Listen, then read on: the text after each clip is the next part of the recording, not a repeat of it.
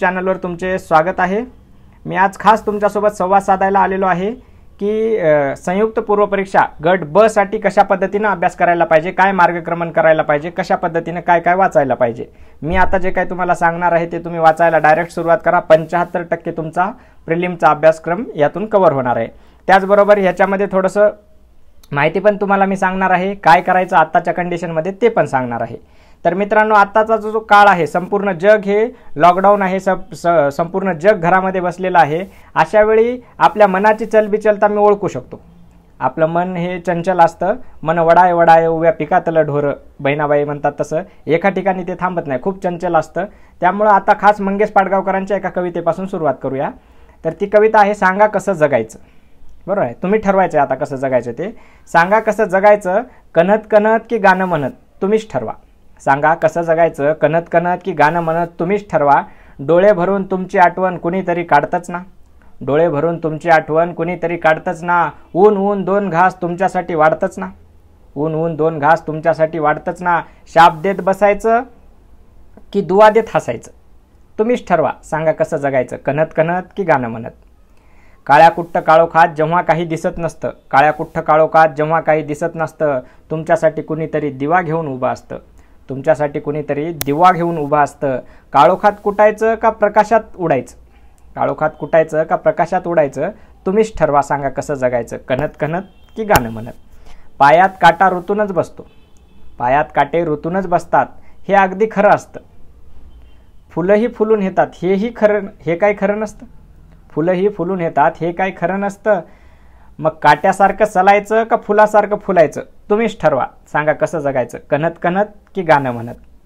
पेला अर्धा सरला आहे असं सुद्धा म्हणता येतं, पेला अर्धा भरला आहे असं सुद्धा म्हणता येतं। पेला अर्धा सरला आहे असं सुद्धा म्हणता येतं, पेला अर्धा भरला आहे असं सुद्धा म्हणता येतं। सरला आहे म्हणायचं का भरला आहे म्हणायचं, तुम्हीच ठरवा। सांगा कसं जगायचं, कणत कणत की गाणं म्हणत। मित्रांनो, आजचा जो हा कालखंड आहे त्याच्यामध्ये तुमच्या मनाची मानसिकता वेगळी झालेली आहे, परंतु आपल्याला गाणं म्हणत म्हणतच जगायचं आहे। कारण हेही दिवस निघून जाणार आहेत, म्हणून आत्ताची ही जी वेळ आहे ती आपल्यातली ॲबिलिटी अजून वाढवण्याची वेळ आहे। त्याच्यासाठी एकदम मस्त मी तुमच्यासाठी उदाहरण घेऊन आलेलो आहे। 1822चा तो कालखंड आहे। बॉम्बे नेटिव्ह एज्युकेशन सोसायटी ही संस्था जी आहे त्याच्या डेप्युटी सेक्रेटरी पदासाठी अर्ज मागवण्यात आले होते। तिथं एक अर्ज आला होता बघा, आणि तो अर्ज वाचून ब्रिटिश सरकारने त्या अर्जकर्त्याला नोकरी दिलेली आहे। काय अर्ज होता मी तुम्हाला सांगतो, आणि त्या अर्ज करणाऱ्यानं किती अभ्यास केला असेल, किती कमी वयामध्ये, ते आपल्याला ह्याच्यामध्ये बघायचे। तर काय अर्ज होता बघा, ते मी या ठिकाणी तुम्हाला वाचून दाखवतो। सध्याचे सेक्रेटरी निवृत्त होत आहेत असे समजल्यावरून या पदासाठी मी अर्ज करत आहे। गेली 6 वर्षे मी या शाळेत गणित विषय शिकवतो, परंतु संस्कृत, इंग्रजी, मराठी, गुजराती, बंगाली, पर्शियन या भाषाही मला अवगत आहेत। सर, माझे वय 17 वर्ष आहे। किती वर्ष आहे? 17 वर्ष। सर, माझे वय 17 वर्ष आहे, परंतु मला खात्री आहे आपण वयापेक्षा पात्रतेला अधिक महत्त्व द्याल। आणि मित्रांनो, हे अर्ज वाचून त्या 17 वर्षाच्या मुलाला डेप्युटी सेक्रेटरी करण्यात आलं बॉम्बे नेटिव्ह एज्युकेशन सोसायटीचा। आणि ते व्यक्ती ज्यांनी हे अर्ज केलेले आहेत ते म्हणजे पहिलं मराठी दैनिक वर्तमानपत्र ज्यांनी काढलेलं आहे, दर्पणकर्ते आपण त्यांना म्हणतो, ज्याच्यावरनं राज्य पत्रकार दिन पण साजरा केला जातो, ते म्हणजे बाळशास्त्री जांभेकर। 6 वर्षापासून तिथं ते गणित शिकवतात मित्रांनो। म्हणजे 6 वर्षापासून गणित शिकवतात म्हणजे 15व्या वर्षापर्यंत त्यांच्या एवढ्या भाषा शिकून पण झाल्या होत्या। म्हणजे किती ते डेडिकेशन, किती तो अभ्यास आणि काय असेल, आणि आपण कुठं काय काय करायला लागलोय ते आपण लक्षात घेणं गरजेचं आहे। म्हणून हे मोबाईल, हे ते टाइमपास वगैरे सगळं सोडून देऊन तुम्ही वाचनावर भर देणं खूप गरजेचं आहे, हे मी तुम्हाला सांगू शकतो, कारण मी स्वतः वाचतो। फक्त अभ्यासातलंच वाचा असं मी म्हणत नाही, अवांतर वाचा, काही पण वाचा, वाचाल तर वाचाल, नाहीतर जाल। बरोबर आहे। तर आजच्या या लेक्चरमध्ये आपण संयुक्त पूर्व परीक्षा गट ब साठी काय मार्गक्रमण करायचं ते बघणार आहोत। याच्यामध्ये हे सांगत असताना 2 गोष्टी आधी सगळ्यात पहिल्यांदा लक्षात घ्या। आधी सगळ्यात पहिल्यांदा कालची न्यूज सांगतो की नोकर भरती स्थगित करण्यात आली आहे, तात्पुरती स्थगिती आहे, ह्याच्यावर भर द्या। हे कोणी तुम्हाला सांगत नाही, बरोबर आहे। डायरेक्ट यूट्यूबवर इकडे तिकडे येतात, आता भरती गेली, काय करायचं, काही गेलेलं काही नाही आहे मित्रांनो। एक गोष्ट आधी लक्षात घ्या पक्की, कारण जी नोकर भरतीवर स्थगिती आलेली आहे त्याच्यावर आपण एवढे आधीपासून डिपेंड नव्हतोच, बरोबर आहे. आपण तयारी करायचो MPSC अंतर्गत परीक्षांची, कंबाईनची, राज्यसेवेची, गट ब, गट क, बरोबर आहे, वनसेवेतली परीक्षा, त्याच्यानंतर तुमची RTOची परीक्षा, ह्या कॉन्स्टिट्यूशनल आयोग जो आहे आपला MPSC घटनात्मक आयोग आहे, त्याच्या सगळ्या परीक्षा आहे अशा होतील. आपण आधी फॉर्म भरलेले त्या तर होणारच आहे, त्या जागा कमी होणार नाही, काहीच होणार नाही, बरोबर आहे. म्हणून उगच सगळे म्हणतात म्हणून त्यांच्या पाठीमागे जायचं नाही. काय लोक म्हणतील त्याच्या पाठीमागे पळणाऱ्यांचं लईच प्रमाण आता भारतामध्ये काय जगातच वाढले म्हणायला पाहिजे, बरोबर आहे. तर अशा पद्धतीचं तुम्ही मित्रांनो करू नका. मी आता जे सांगणार आहे, कंबाईनची तयारी करणाऱ्यांनी आत्ता तुमच्याकडे जेवढे पुस्तकं अवेलेबल आहेत तेवढ्या पुस्तकातून डायरेक्ट ह्या पद्धतीनं मार्गक्रमण करायलाच सुरुवात करून टाका, बरोबर आहे. तर काय काय करायचं आहे, काय काय नाही ते आता आपण बघणार आहोत. एक एक विषय आपण घेऊयात. तर पहिला विषय घेऊयात बघा,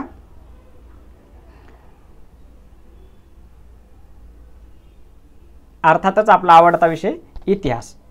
तर इतिहासाच्या बाबतीत सांगायचं झालं तर जे बिगनर आहेत, अजून एक गोष्ट सांगतो की जे नव्याने MPSC मध्ये पडणार आहे त्याला मी बिगनर म्हणणार आहे, आणि जे आधीपासून तयारी करतात त्याला आपण जुने जाणते असं म्हणूयात, बरोबर आहे. तर जे बिगनर आहेत त्यांनी ह्याच क्रमानं वाचायचं आहे, आणि जे जुने जाणते आहेत त्यांनी क्रम इतिहासाबद्दल चेंज केला तरी चालतो. बिगनरसाठी एक गोष्ट लक्षात घ्या की इतिहास हा विषय जो आहे तो इतिहास विषय ही एक प्रकारची स्टोरी आहे बघा, हिस्ट्री, याचा STORY त्याच्यामध्ये येतं बघा, ही स्टोरी, बरोबर आहे. तर ही एक इतिहास म्हणजे काही वेगळं नसून ती एक गोष्टच आहे, आणि पहिल्यापासून लहानपणापासून इतिहासाचं ना आपलं खूप 36चा आकडा आहे. दुपारी जेवण झाल्याच्या नंतर लेक्चर असायचं, आणि झोप आणि इतिहास हे आपले जुळलेलं समीकरण आहे, बरोबर आहे. तर तसं न करता आता आपल्याला इतिहास एकदम इंटरेस्टिंग पद्धतीने करायचा आहे. तर त्याच्यासाठी खालील क्रमानंच जायचं बिगनर लोकांनी, आणि जे जुने जाणते आहेत त्यांनी क्रम बदलला तरी चालेल. परंतु इथं मी जे काही पुस्तकांची लिस्ट सांगणार आहे, इतिहासाची लिस्ट थोडीशी मोठी येऊ शकते, बरोबर आहे. तर ती मोठी येणार, परंतु एकदाच तुम्हाला ते मोठं किंवा जास्त असणार आहे. एकदा तुम्ही त्याच्यातले महत्त्वाचा पॉईंट अंडरलाईन करा, बिनकामाचा जो फापड पसारा आहे तो स्किप करून टाका. एकदा अंडरलाईन केलेला पार्ट परीक्षा आली की परत परत वाचा. हे आत्ताचे दिवस हे करण्याचे आहेत, बरोबर आहे. उगच गावभर बोंब मारत फिरण्याचे नाहीत की नोकर भरती गेली, नोकर भरती गेली, बरोबर आहे. आणि तुम्ही ते तसंच म्हणत बसणार. येते का मुद्दा लक्षात?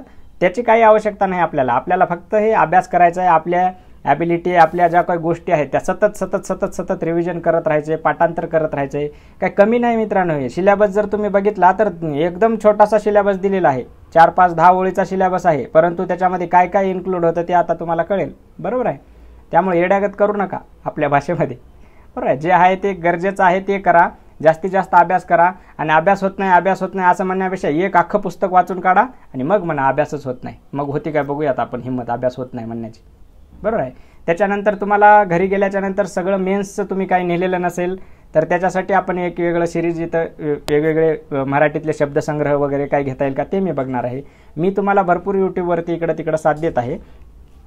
तर सगळ्यात पहिल्यांदा जे बिगनर आहेत त्यांनी जयसिंगराव पवार सरांचं भारतीय स्वातंत्र्य चळवळीचा इतिहास नावाच्या पुस्तकापासून सुरुवात करायची, बरोबर आहे. जयसिंगराव पवार सरांच्या पुस्तकापासून सुरुवात करणं हे गरजेचंच आहे. एक प्रश्न कंबाईनला ह्या पुस्तकातला पडतोच पडतो. असा बरीच माहिती, असा बराच डेटा आहे की जो जयसिंगराव पवार सरांचं पुस्तक सोडून दुसरीकडे कुठंच नाही आहे. येते का मुद्दा लक्षात? अतिशय सुंदर लिखाण करणारे डॉक्टर जयसिंगराव पवार सर आहेत आणि एकदम क्रमानं तुम्ही गेलात. आता उदाहरणार्थ मागच्या वर्षी कंबाईनला एक प्रश्न होता की ब्रिटिश सैनिक आणि भारतीय सैनिक यांचं प्रमाण रेशिओ विचारलेला. बऱ्याच पुस्तकांमध्ये आहे ते, परंतु आयोगानं दिलेलं उत्तर फक्त जयसिंगराव पवारमध्ये.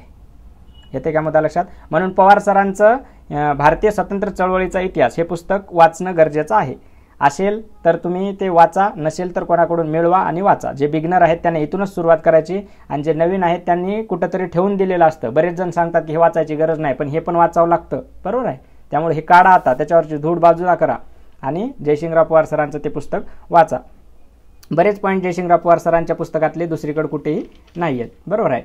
त्याच्यानंतर पुढचं आहे बघा बुक, ते struggle for independence, Bipin Chandra हे जे लेखक आहेत ते इतिहासाचे 1973 ते 1900 जवळपास 93 पर्यंत JNU मध्ये इतिहासाचे प्रोफेसर होते. भारतातले इतिहासातले रायटर जे प्रसिद्ध आहेत त्याच्यापैकी हे एक आहेत बिपिन चंद्रा.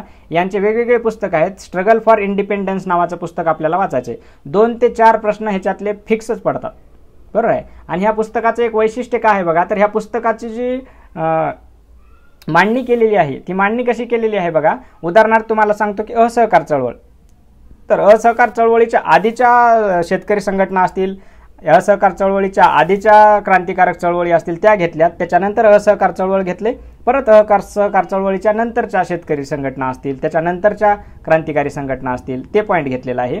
त्याच्यानंतर तुमचं काय येतं, सविनय कायदेभंग असेल, सविनय कायदेभंगाच्या आधीच्या शेतकरी चळवळी, नंतरच्या शेतकरी चळवळी, बरोबर आहे. अशा पद्धतीने हे पुस्तकाची मांडणी केलेली आहे. आणि ह्या पुस्तकाप्रमाणे जर तुम्ही वाचत गेलात तर तुमचा क्रोनॉलॉजिकल ऑर्डरचा जो प्रश्न असतो, म्हणजे कालानुक्रम लावा, तो प्रश्न कधीच चुकणार नाही. इलिमिनेशन मेथडने 100% सॉल्व्ह होणार म्हणजे होणार. आणि ह्या पुस्तकामध्ये पसारा भरपूर आहे, म्हणजे जास्तीत जास्त माहिती दिलेली आहे जे आपल्याला काही कामाची नाही. कधी कधी 3, 4, 5 टॉपिक स्किप होतील, परंतु एकदा वाचणं गरजेचं आहे, बरं. आणि ते वाचत चला तुम्ही, आता काय काम आहेत, येते का मुद्दा लक्षात. आणि त्याच्यातून काय होणार आहे, वाचत गेला तर तुमच्या सीसॅटच्या पॅसेजसाठी जी तयारी असणार आहे ती ह्या जयसिंगराव ह्या बिपिनचंद्र सरांच्या पुस्तकातून होऊन जाणार आहे. म्हणून तुम्ही एकदा अंडरलाईन करा, कमीत कमी अंडरलाईन तत्व हे तुम्हाला वापरायचे. वस्तुनिष्ठ माहिती तिथं भरपूर दिलेली आहे, ती वस्तुनिष्ठ माहिती डायरेक्ट पाठच करून टाकायची आहे, बरोबर आहे. तर अशा पद्धतीने हे स्ट्रगल फॉर इंडिपेंडन्स नावाचं बिपिनचंद्र सरांचं पुस्तक तुम्हाला वाचावं लागणार आहे. त्याच्यानंतर ग्रोवर. बरेच जण MPSC मध्ये पडल्याच्या नंतर सगळ्यात पहिल्यांदा ग्रोवर घेतात आणि 10 दिवस झाले, 4 दिवस झाले, ते ग्रोवर सरांचं पुस्तक वाचायला घेतात आणि विचार करतात की आपण हे सोडून द्यावं की काय MPSC. सगळेजण सांगणारे हेच पुस्तक आधी सांगतात आणि सगळं हेच होतं. मी तुम्हाला आधी सांगितल्यासारखं इतिहास म्हणजे ही स्टोरी आहे, चित्रपट आहे, मूवी आहे, बरोबर आहे. तो क्रमानं जाणं गरजेचं आहे ना. आता तुम्ही एखादा मूवी बघता, एखादा हिरो असतो, बरोबर आहे, मग त्या हिरोच्या घरच्यांवर काहीतरी अन्याय झालेला असतो, मग तो मोठा होतो त्यावेळी त्याला अन्याय बदले की आग अशी त्याच्यामध्ये हे होत असते. मग एकटाच कुठं बदले की आग विझवणार म्हणून कोणतरी त्याला साथीदार पाहिजे असते म्हणून एखादी हिरोईनमध्ये घुसडवतात, बरोबर आहे. त्याच्यानंतर मग तो शेवटी तो बदले की आग जी काय आहे त्याची तो विझवतो आणि अशा पद्धतीनं तो मूवी संपतो. मग त्या क्रमानं जाणं गरजेचं आहे ना. मध्येच हिरो येतो, मध्येच हिरोईन, कुठला काही तळाला मिळणं लागला तो चित्रपट कसा होणार आहे. मग ग्रोवर सरांचं पुस्तक हे रेफरन्स बुक आहे आणि ते आपल्याला पूर्ण वाचायची एवढी आवश्यकता नाही आहे कंबाईनसाठी. तर ह्याच्यामधले शेवटी परिशिष्ट काय दिलेले आहेत बघा. परिशिष्ट म्हणून भाग आहे, संपूर्ण इतिहासाचा सार त्या परिशिष्टांमध्ये काढलेला आहे. तर त्या सगळ्या इतिहासाचा सार परिशिष्टांमधला तो जो आहे तो आपल्याला या ठिकाणी बघायचा आहे. एकदा तो सगळे परिशिष्ट वाचून काढा, महत्त्वाचा पार्ट आहे तो अंडरलाईन करा आणि ज्यावेळी परीक्षा आपली येणार आहे त्याच्या एक 15-20 दिवस आधी दररोज अभ्यासाची सुरुवात ग्रोवर सरांच्या पुस्तकातल्या परिशिष्टांपासूनच करायची. अंडरलाईन केलेला पार्ट रोज वाचायचं, दररोज 15 दिवस परीक्षेच्या आधी. तुमचा कुठला प्रश्न कसा चुकणार आहे ते मग आपण बघूया. इतिहासाचे जे 3 भाग पडतात, प्राचीन, मध्ययुगीन आणि आधुनिक, त्याच्यातलं प्राचीन आणि मध्ययुगीनचा भाग आपल्याला नाही आहे कंबाईनला, बरोबर आहे, फक्त आधुनिक भारताच्या इतिहासावरचाच आहे.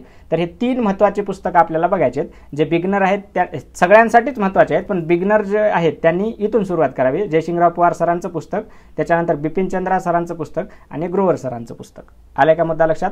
हे पुस्तकं जे आहेत ती मोठी वाटतात, डेटा भरपूर वाटते, परंतु तुम्हाला करणं गरजेचं आहे. आज ना उद्या हे करावंच लागणार आहे बघा, बरोबर आहे. एक मिनटं.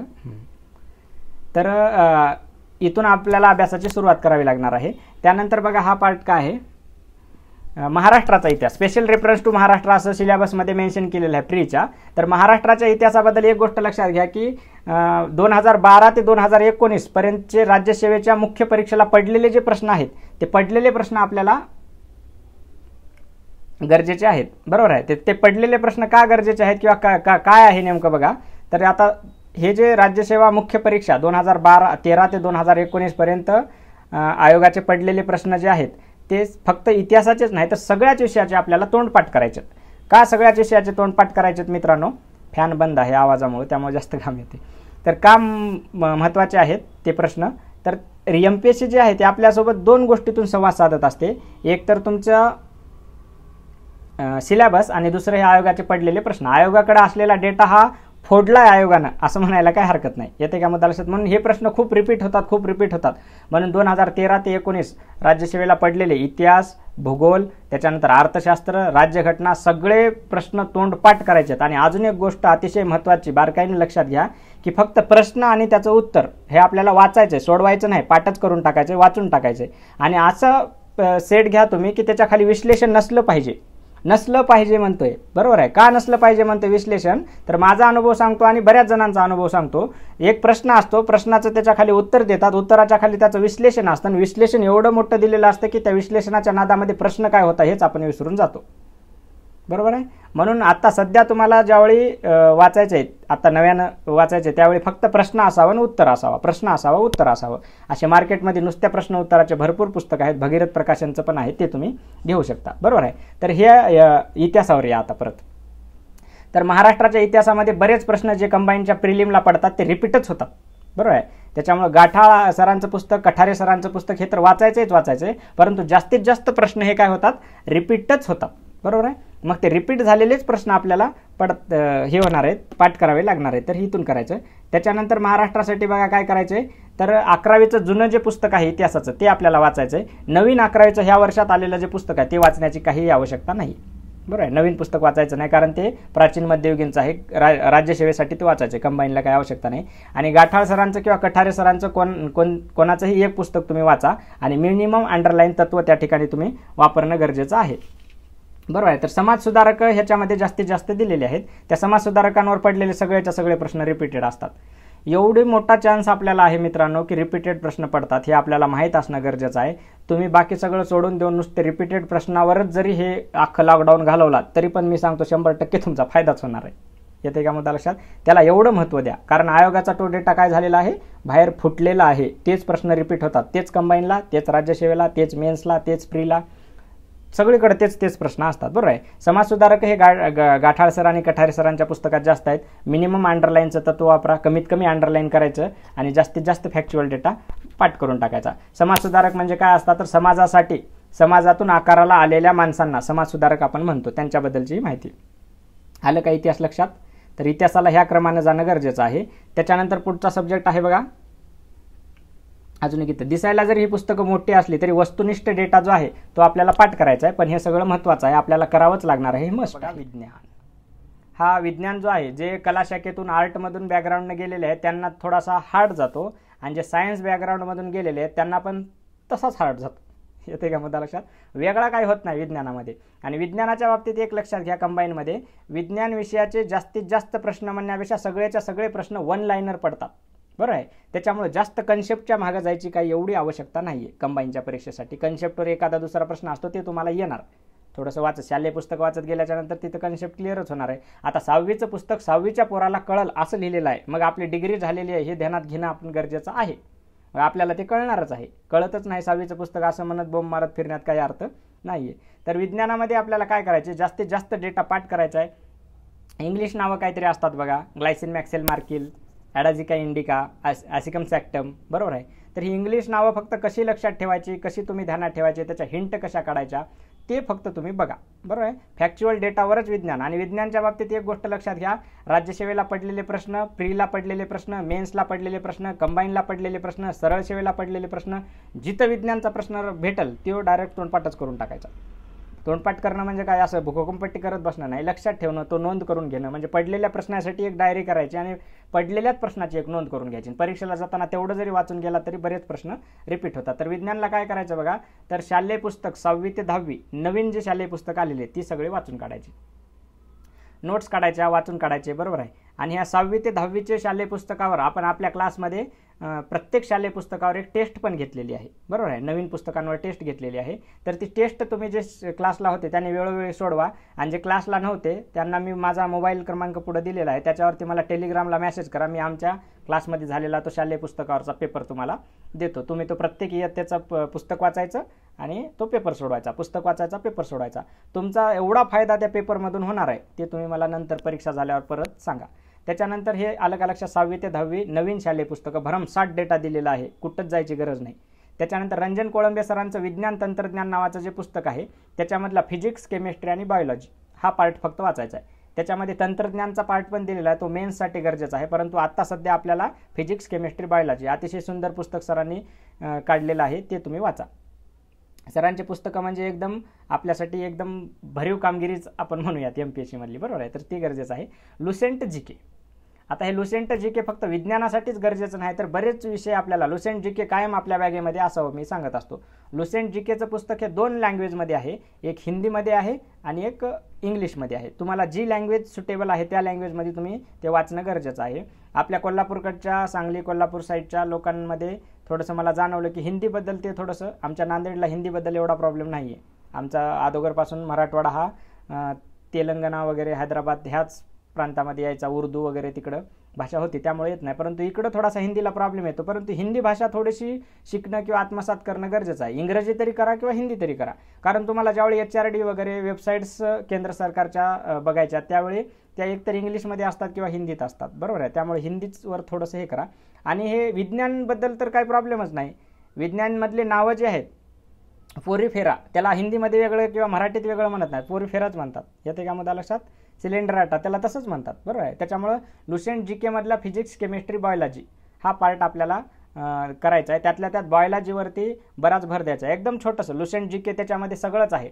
जसं आपल्या मराठीमध्ये तात्याचा ठोकळा आहे, बरोबर आहे, ज्याच्यामध्ये सगळे विषय असतात, तसं हा हिंदीमधला तात्याचा ठोकळा आहे असं म्हणा, बरोबर आहे. त्याच्यामध्ये सगळेच विषय आहेत. त्याच्यातलं लुसेंट GK मधलं विज्ञान आपल्याला एकदम दिसताना छोटं दिसतं, परंतु ते कसं आहे ते तुम्हाला नंतर समजेल, बरोबर आहे. ते वाचायला सुरुवात करा, पाठ करायला सुरुवात करा. त्याच्या लुसेंट GK मधले किंवा सायन्सच्या हिंट भरपूर महत्त्वाच्या आहेत बघा सायन्स विषयासाठी, कारण वस्तुनिष्ठ एक वन लाईनरच प्रश्न असतात, त्याचं उत्तर तुम्हाला माहीतच पाहिजे. इलिमिनेशन इथं काम येत नाही, बरोबर आहे. त्याच्यामुळे जास्तीत जास्त माहिती असणं गरजेचं आहे, जास्तीत जास्त पाठांतर होणं गरजेचं आहे. मी त्याच्या हिंटचं एक सिरीज लवकरच तुमच्यासाठी सुरू करणार आहे, बरोबर आहे. सगळं तुम्हाला हिंटमधून मी ते पुरवतो. लुसेंट GK मधलं करा. त्याच्यानंतर मुख्य परीक्षा, पूर्वपरीक्षा, सरळ सेवा, जिथं कुठं पडलेले प्रश्न आहेत त्या सगळ्या पडलेल्या प्रश्नांवरती विज्ञानसाठी फोकस करणं गरजेचं आहे. विज्ञानमध्ये जेवढे तुम्ही मार्क जास्त घ्याल तेवढं तुम्हाला तुमची परीक्षा पास होण्याची चान्सेस जास्त आहेत, बरोबर आहे. कारण ते कोणाला येत नाही, जे कोणाला येत नाही ते आपल्याला येणं गरजेचं आहे.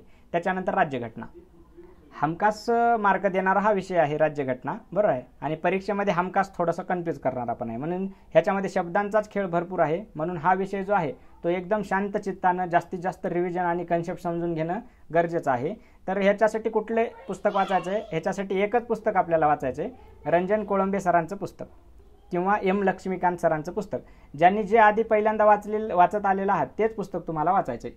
उदाहरणार्थ ज्यांनी रंजन कोळंबे सरांचं वाचत आले त्यांनी तेच वाचायचं, M. लक्ष्मीकांत वाचत आले त्यांनी तेच वाचायचं. नवीन विद्यार्थी जे आहेत, बिगिनर्स जे आहेत, त्यांनी मात्र कोळंबे सरांचं पुस्तकच वाचलं तरी बस आहे, बरोबर आहे. कोळंबे सरांच्या पुस्तकातून एकदम शॉर्ट बट स्वीट सगळं आपल्याला जेवढं गरजेचं आहे त्याच्या बाहेर प्रश्न जात नाही, बरोबर आहे. M. लक्ष्मीकांत सरांचं पुस्तक हे एकदम डीपमध्ये जातं, बरोबर आहे.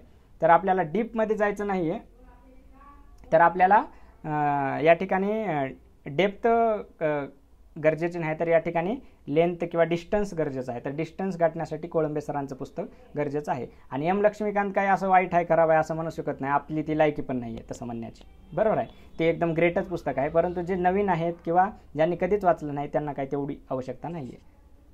त्याच्यानंतर पुढचा पॉईंट आहे बघा, 2012 ते 2019 राज्यसेवेच्या मुख्य परीक्षेला पडलेले प्रश्न. हे तर काय, हे एकदम 5वीला पुजलेलंच आहे असं म्हणा तुम्ही. ह्याच्याशिवाय तुमचं काहीही हे होणार नाही, तुम्हाला करावंच लागणार आहे ते, बरोबर आहे. पडलेले प्रश्न, आयोग आपल्याला फोडलेला डेटा तो पाठ करून टाकायचा. खास करून ह्याचे राज्यघटनेतल्या कुठल्या प्रश्नांवरती भर द्यायचा, पडलेल्या प्रश्नांवर, जोड्या लावा, 2 विधानाचे प्रश्न, राज्य शासन व्यवस्थेवर प्रश्न, ह्याच्यावरती विशेष भर द्यायचा. त्यानंतर भूगोलाच्या बाबतीत बोलायचं झालं तर आयोग आतापर्यंत भूगोल जे आहे ते भूगोलाचे प्रश्न हे शालेय पुस्तकातूनच आयोगाने जास्तीत जास्त टाकलेले आहेत, बरोबर आहे. तर शालेय पुस्तकावरती भर देणं गरजेचं आहे. खास करून जुने शालेय पुस्तकं जे आहेत ते जुने शालेय पुस्तकं खूप गरजेचे आहेत. आणि ह्या जुन्या शालेय पुस्तकामध्ये प्रत्येक वर्षाला उदाहरणार्थ 6वीचं पुस्तक असेल तर 6वीतले काही 4-5 शेवटचे जे टॉपिक आहेत ते खंड, देश वगैरे ह्याच्यावर दिलेले आहेत. जागतिक भूगोल आहे ते आपल्याला गरजेचं नाही, म्हणून प्रत्येक भूगोलाच्या पुस्तकातले 5 ते 7-8 टॉपिकच तुम्हाला वाचायचे आहेत. जुने पुस्तकं अतिशय महत्त्वाचे, शेवटपर्यंत वाचायचे. संदर्भ सूची किंवा ते हे दिलेलं असतं बघा, शेवटी धन्यवाद म्हणून लिहिलेलं असतं, तिथपर्यंत वाचायचं, बरोबर आहे. कारण काही प्रश्न असे आहेत की शेवटी ते कन्सेप्ट दिलेले आहेत बघा, छोट्या छोट्या 1-1 लाईनमध्ये, 2-2 लाईनमध्ये, त्यातूनही बरेच प्रश्न पडलेले आहेत. जुने 5वी ते 10वी शालेय पुस्तकं तुम्हाला वाचणं गरजेचं आहे भूगोलासाठी. त्यानंतर 6वी ते 10वीचे नवीन पुस्तकं पण, ह्याच्यामध्ये वस्तुनिष्ठ डेटा एकदम सुंदर आलेला आहे. ढगांचे प्रकार उदाहरणार्थ आधीच्या जुन्या शालेय पुस्तकामध्ये कुठंच नाही, तर ह्याच्यामध्ये सिरस, अल्ट्रो सिरस वगैरे काय काय असतात बघा तर ते अशा पद्धतीचं ह्याच्यामध्ये आलेलं आहे. थंड वारे, शीत वारे, आधी फक्त वाऱ्यांचे नाव आहेत, आता त्याच्यातले ते थोडेसे डॉक्टर वारे कोणाला म्हणतात काय नाही त्याच्याबद्दलची माहिती. म्हणजे नवीन शालेय पुस्तकामध्ये डेटा भरपूर मस्त वस्तुनिष्ठ दिलेला आहे, तो तुम्हाला पाठ करणं गरजेचं आहे. त्याच्यानंतर हे पुस्तक A.B. सौदी सरांचं जे आहे, अरुण सौदी सरांचं महाराष्ट्राचा भूगोल नावाचं पुस्तक, हे तुम्ही घोळून प्यायला पाहिजे असंच मी म्हणणार. का तसं म्हणणार बघा, तर हे पुस्तक फक्त कंबाईनच्या प्रीसाठीच गरजेचं नाही, तर राज्यसेवेच्या मेन्सला प्रत्येक पेजेस झालं की एक प्रश्न, 40 पेजेस झाले की एक प्रश्न असतो. हे पुस्तक वाचल्याच्या नंतर कुठलंच भूगोलाचं पुस्तक तुम्हाला हातात घेण्याची गरज नाही. येते का मुद्दा लक्षात? AB सौदी सर जे आहेत, अरुण सौदी सर, कोल्हापूरमध्येच राहतात, त्यांनी अतिशय कष्ट घेऊन हे पुस्तक लिहिलेलं आहे. हे पुस्तक कसं वाचायचं किंवा ह्याच्या संदर्भातली एक छोटीशी माहिती मी तुम्हाला सांगतो. तर ह्याच्यामध्ये लोकसंख्या नावाचा टॉपिक आहे, तो वरवरचा स्टार्टिंगला जेवढं दिलेलं आहे तेवढंच वाचायचं आहे. त्याचे उपविभाग जे त्यांनी केलेले आहेत ते मेनसाठी आहेत. ते उपविभाग उदाहरणार्थ स्थलांतर, गलिच्छ वस्त्या वगैरे इत्यादी इत्यादी ते टोटल स्किप करायचं. वाटल्यास लोकसंख्या टॉपिक सगळ्यात शेवटी वाचा. तो टॉपिक स्किप केल्याच्या नंतर अर्ध पुस्तकच संपतं असं म्हणायला हरकत नाही. परंतु आणि ह्याच्यामध्ये भूगोलामध्ये आयोगानं जो कंबाईनच्या प्रीचा सिलेबस दिलेला आहे त्या सिलेबसमध्ये मेन्शन केलेल्या पॉईंटप्रमाणे जा. अक्षवृत्त, रेखावृत्त, वने, महाराष्ट्रातले मृदा वगैरे तशा पद्धतीने जा. आणि अजून ह्याचं पुस्तक AB सौदी सरांचं पुस्तक कसं वाचायचं असतं ते मी तुम्हाला या ठिकाणी सांगतो. तर इथं मी घेऊन आलेलो आहे. तुम्हाला उलटं दिसेल बघा, हे असू द्यात, त्याच्यामध्ये काही हे दिसणार नाही. हे जुनं पुस्तक आहे त्यांचं, बरं आहे, 2007ची की 6ची आवृत्ती, आणि हे नवीन असणार आहे. बरं आहे, तुम्हाला उलटं दिसेल, असू द्यात, दिसू द्यात. ह्या पुस्तक सगळ्यांनी बघितलेलं आहे, AB सौदी सरांचं. तर कसं वाचायचं असतं बघा हे पुस्तक मी तुम्हाला सांगतो. तर सुरुवातीला ज्यावेळी तुम्ही पुस्तक घेणार त्यावेळी सगळ्यात पहिल्यांदा काय करायचं तुम्हाला, तर ह्याच्यातले जे नकाशे असतात, उदाहरणार्थ हा नकाशा आता, बरं आहे, महाराष्ट्राचा उलटा नकाशा तुम्हाला दिसत असेल, हे नकाशा घ्यायचा, नकाशाच्या खालची माहिती जी आहे ती वाचायची, बरोबर आहे. परत तेच तुम्ही पलटायचं, त्याच्यानंतर हा नकाशा घ्यायचा, नकाशाच्या खाली दिलेली माहिती वाचायची. असं शेवटपर्यंत सगळे नकाशे तुम्ही संपवा. हा बघा, इथे एक नकाशा असणार आहे, नकाशाच्या खाली दिलेली माहिती, बरोबर आहे. तर ह्याच्यानं काय होणार, एकदा तुम्हाला एकदम बसल्या बसल्या म्हणजे 1 दिवसात किंवा 2 दिवसात तुमचा क्विक रिव्ह्यू होणार आहे. तुम्हाला महाराष्ट्राबद्दलची सगळी माहिती तुमच्या डोक्यात बसते, नकाशा आणि त्याच्या खालचं, नकाशा त्याच्या खालची माहिती वाचली की, आणि मग डिस्क्रिप्टिव्हमध्ये तुम्ही जाऊ शकता, बरोबर आहे. तर अशा पद्धतीनं तुमचा भूगोलाचं होणार आहे. आणि अजून नेहमीसारखं, बरं आहे, हे 5वीला पुजलेलं परत 2012 ते 2019 राज्यसेवेच्या मुख्य परीक्षेला पडलेल्या सर्वच्या सर्व प्रश्न पाठच करून टाकणे, बरं आहे. खास करून महाराष्ट्राचा भाग, जोड्या लावा, एका विधानाचे प्रश्न वगैरे वगैरे, हे सगळे प्रश्न. अर्थशास्त्र आपला आवडता विषय आहे. आपल्या क्लासमध्ये जे होते ते अर्थशास्त्र, आणि आपण हे 3 विषय शिकवतो, हिस्ट्री, इकॉनॉमिक्स, पॉलिटी. ह्याच्यामध्ये प्रचंड मजा आपण करत असतो, सगळ्या नोट्स काढत असतो आणि एकदम धमाल होत असते बघा, बरोबर आहे. तर अर्थशास्त्राबद्दल एक गोष्ट लक्षात घ्या की अर्थशास्त्राचे जे प्रश्न आहेत, अर्थशास्त्राचा सिलेबस जो प्रिलिमचा दिलेला आहे तो थोडासा एक पॉईंट वाईज दिलेला आहे, बरोबर आहे. मग ते पॉईंट वाईज तुम्ही जर वाचत गेला तर अजून बेस्ट. आणि जे बिगनर आहेत त्यांनी रंजन कोळंबे सरांच्या पुस्तकापासून सुरुवात करायची, आणि जे आधीपासून तयारी करतात, जुने जाणते आहेत, त्यांच्यासाठी एक खास सूचना आहे बघा आजची, ही सगळ्यात महत्त्वाची सूचना म्हणा इकॉनॉमिक्सच्या बाबतीत.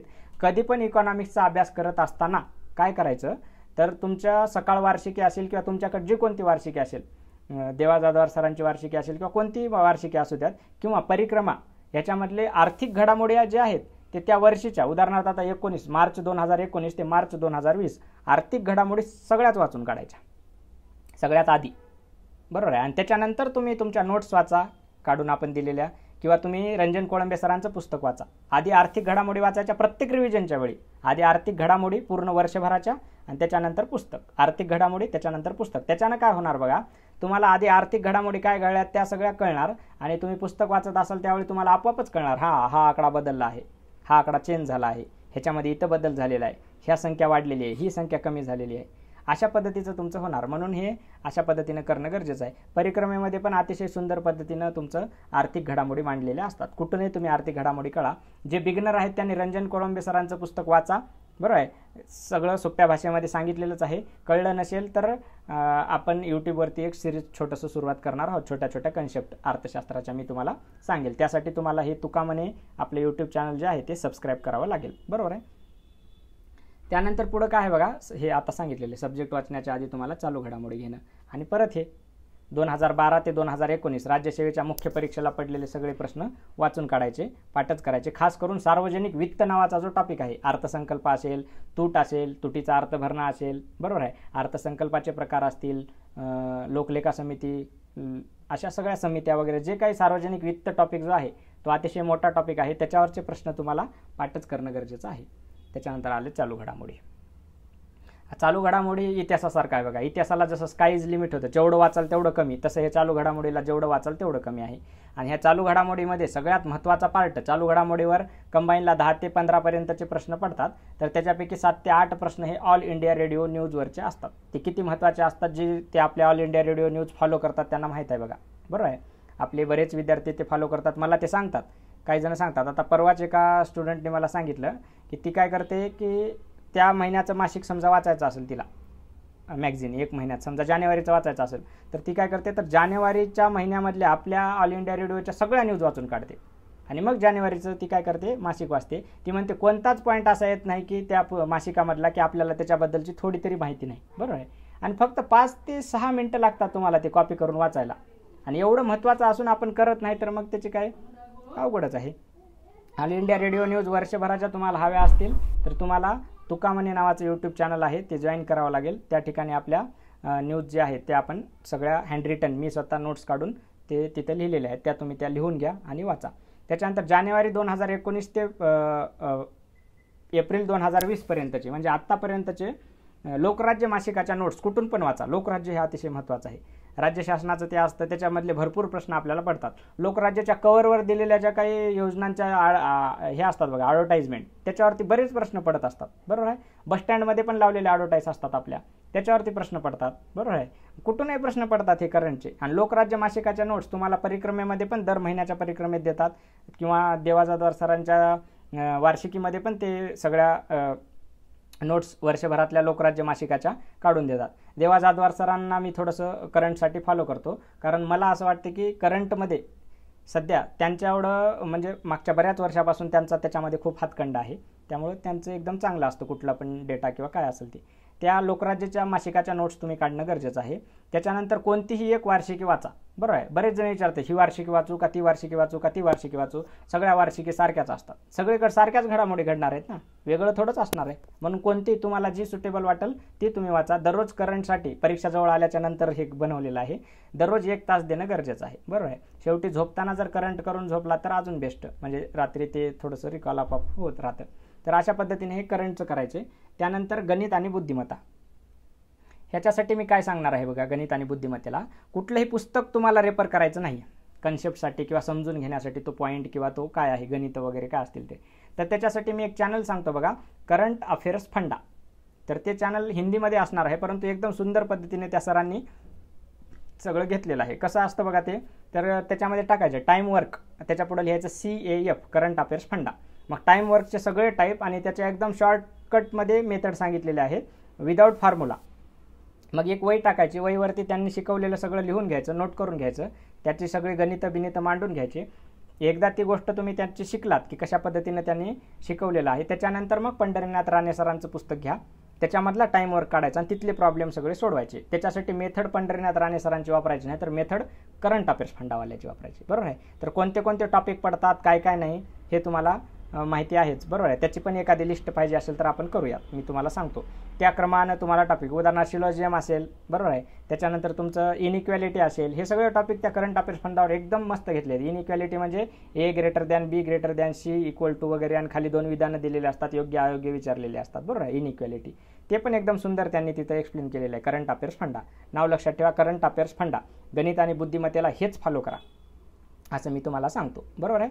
तर त्या चॅनलवरनं तुमचे गणिताचे एक टॉपिक आता डेव्हलप करा ह्या कालावधीमध्ये. परत आपल्याला वेळ मिळत नाही, हा एक सुवर्ण काळच समजा आपल्यासाठी आलेला. येते का मुद्दा लक्षात? नाहीतर सगळं काही उद्ध्वस्त जर होणार असेल तर आपोआपच होऊन जाईल, त्याचं कशाला आपण टेन्शन घ्यायचे. येते का मुद्दा लक्षात? कोणी कोणाचं नसते, आपण स्वतः आपल्यासाठी करणं गरजेचं आहे. सुरेश भटांची एक कविता आहे बघा, जीवनाची प्रेत यात्रा थांबली जेव्हा स्मशानी, घेतला काढून खांदा ओळखीच्या माणसांनी. उद्या हे सगळं ओके झाल्याच्या नंतर ते भरभर लागून जातात चर्चा न करणारे, तुम्ही म्हणत बसता नोकर भरती बंदी, नोकर भरती बंदी. बरोबर आहे. त्यामुळे तसं न करता जास्तीत जास्त करंट अफेअर्स फंडाला फॉलो करा आणि तिथून तुमचे हे टॉपिक सगळे क्लिअर करा. जास्तीत जास्त वाचन करा. इथं सांगितलेला पार्ट जो आहे, मी आता सांगितलेला तो पार्ट जो आहे तो तुम्ही जर केलात आता सांगितलेला पूर्ण, तर तुमचा 75% सिलेबस होतो. बरोबर आहे. अर्थशास्त्राला फक्त कोळंबे सरांचंच पुस्तक, फक्त त्याला अंडरलाईन करा, दुसरं कुठलंही काही करायची आवश्यकता नाही कंबाईनच्या प्रिलिमसाठी. त्यानंतर बघा, तर अशा पद्धतीने हे सगळं असणार आहे आपलं पूर्ण स्ट्रॅटेजी. सगळे विषय आपण बघितलेले बघा क्रमानं. इतिहास बघितला, इतिहासानंतर आपण विज्ञान बघितलं, विज्ञानानंतर आपण भूगोल बघितलं, भूगोलाच्या नंतर अर्थशास्त्र बघितलं, त्याच्यानंतर करंट अफेअर्स बघितलं. आणि अशा पद्धतीने सगळे विषय जे आहेत ह्या मार्गक्रमणाप्रमाणे करा.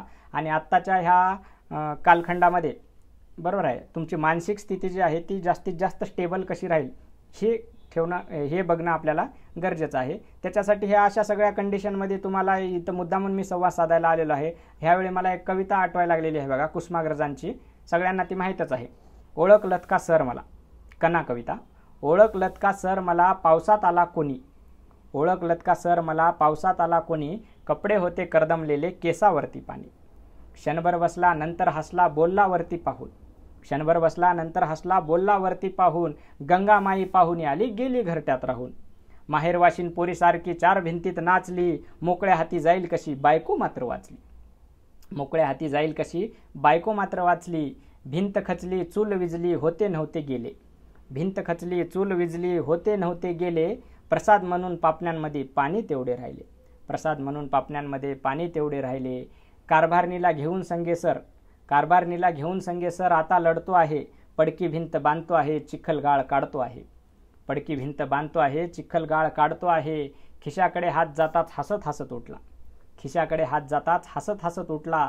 पैसे नको सर जरा एकटेपणा वाटला, पैसे नको सर जरा एकटेपणा वाटला. मोडून पडला संसार तरी मोडला नाही कणा, मोडून पडला संसार तरी मोडला नाही कणा. पाठीवरती हात ठेवून फक्त लढ म्हणा, पाठीवरती हात ठेवून फक्त लढ म्हणा. तुमच्या पाठीवर हात ठेवून लढ म्हणण्यासाठी हा काळच आलेला आहे. येते का मुद्दा लक्षात? ज्या गोष्टी आपल्याला आधी कधीच करायला वेळ नव्हता त्या करायला वेळ मिळालेला आहे. ह्याच्यामध्ये जास्त सैरावैरा न होता जास्तीत जास्त आपल्या महत्त्वाच्या गोष्टीवर कॉन्सन्ट्रेट करणं गरजेचं आहे. जे कोणी घरी असतील ते बरेच जण मला, मी तर रूमवरच आहे अजून कोल्हापुरातच, फोन करतात आणि सांगतात की सर ह्याचा फोटो पाठवा त्याचा फोटो पाठवा. मेन्सचं पण आता थोडं बहुत करायला पाहिजे ना, जे जुने जाणते आहेत त्यांना सांगतोय. मग त्यांना ते मराठी शब्दार्थ बरेच जणांना जड जातं आणि त्याच्यामध्ये थोडेसे शब्दार्थ माझ्या थोड्याशा वाचनातून म्हणा किंवा माझ्या दुर्दैवातून तुमच्या सुदैवातून कशातून का होईना, परंतु थोडीशी माहिती मला शब्दांबद्दलची आहे. तर त्याची माहिती आपण हे शब्दार्थाचं, शब्दाची आम्हा जीवाचे जीवन तुकाराम महाराजांचा अभंग आहे ना, तर त्या अभंगाप्रमाणे शब्दार्थाचं, मराठी शब्दार्थाचं या ठिकाणी एक सिरीज आपण छोटंसं सुरुवात करणार आहोत. दररोज एक तुम्हाला 5-7 मराठी शब्द मी समजून सांगतो जे एकदम नवीन असणार आहेत किंवा परीक्षेमध्ये पडू शकतात. बरोबर आहे? तर असे बरेच सिरीज आपल्या यूट्यूबवर चालू आहेत बघा. इतिहासाचा आहे, त्याच्यानंतर तुम्ही महाराष्ट्राची आर्थिक पाहणी बघितली असेल ज्याच्याशिवाय प्रश्नपत्रिका होऊ शकत नाही. बरोबर आहे? त्याच्यानंतर भूगोलाच्या हिंटचं चालू आहे, आता विज्ञानाच्या हिंटचं एक सुरू करणार आहे. बरोबर आहे? त्याच्यानंतर हे मराठी शब्दार्थाचं पण सुरू करणार आहे. तुम्ही हे चॅनल सबस्क्राईब करा, जास्तीत जास्त मित्रांपर्यंत हे पोहोचवा. आपण वेळोवेळी संवाद साधतच जाऊयात. अभ्यास होत नाही म्हणू नका, अभ्यास करा. बरोबर आहे? तर इथंच थांबूया. मी किती पण बोलू शकतो, तुम्ही किती पण ऐकत बसणार. बरोबर आहे? त्यामुळे इथंच थांबूया. हा माझा मोबाईल क्रमांक आहे, त्याच्यावरती काय अडचण असेल तर संपर्क साधा. ऑल इंडिया रेडिओ न्यूज आणि इतर अपडेटसाठी तुका म्हणे नावाचं आपलं यूट्यूब चॅनल जे आहे ते सबस्क्राईब करा. थँक्यू, धन्यवाद. फिर मिलेंगे.